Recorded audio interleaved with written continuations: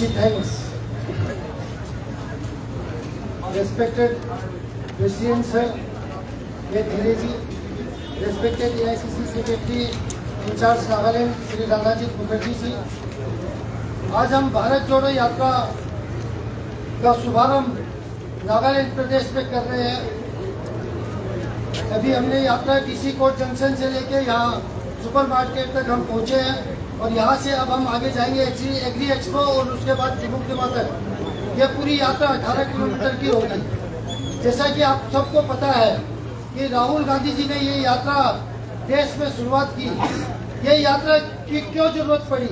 इस यात्रा की जरूरत इसलिए पड़ी क्योंकि देश में भाजपा द्वारा जो नफरत फैलाया जा रहा है, जो हेट्रेडनेस, उन्होंने डिविजिव पॉलिसीज अपना के लोगों में भय और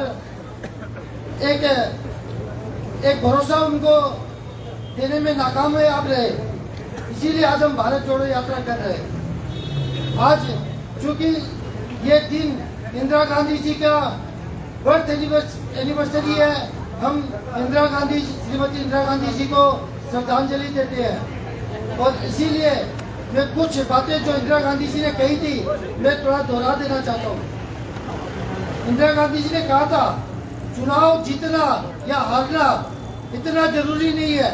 चुनाव जीतना या हारना इतना जरूरी नहीं है जितना देश को मजबूत करना जरूरी है। और जिस तरह से भाजपा आज देश को तोड़ रही है, कांग्रेस पार्टी एकलौती पार्टी है जो देश को मजबूती देने का काम करेगी और इसीलिए देश को आज कांग्रेस की जरूरत है।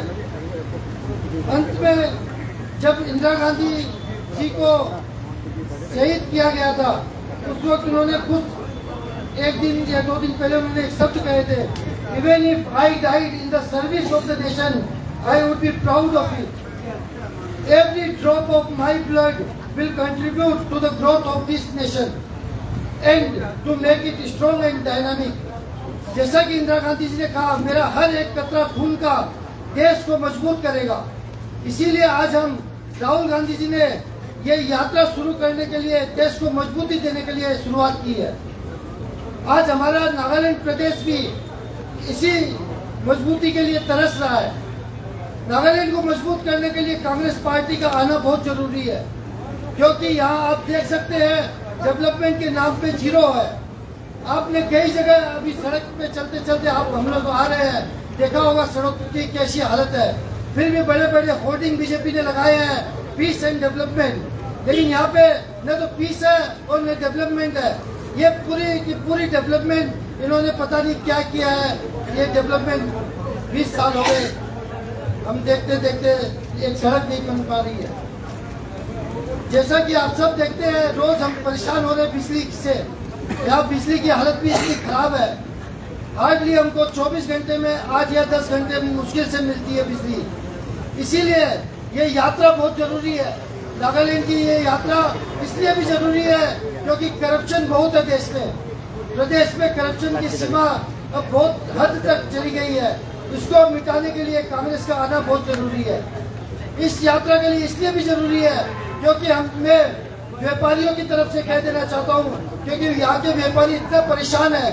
16 संगठनों को अलग अलग तरीके से टैक्स देना पड़ता है और उसकी वजह से महंगाई आसमान छू रही है। क्योंकि महंगाई आसमान छू रही है, कमाई का साधन जीएसटी ने मार दिया है।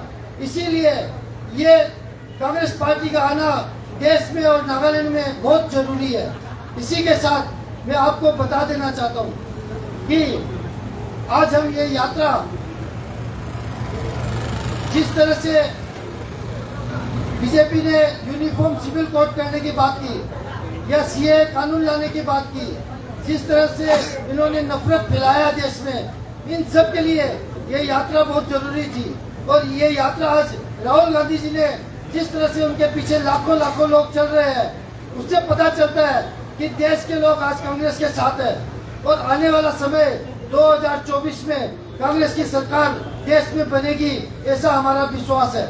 और इसीलिए मैं नागालैंड के लोगों से भी आग्रह करता हूं कि आप कांग्रेस पार्टी को मजबूती दें और कांग्रेस पार्टी की सरकार बनाए आने वाले चुनाव में, ताकि यहाँ करप्शन, नफरत, इस तरह की चीजें नहीं हो और एक प्रेम और सद्भाव की यात्रा ये बने, इसीलिए मैं आप सबसे आग्रह करता हूँ, जय हिंद, जय भारत, जय नागालैंड।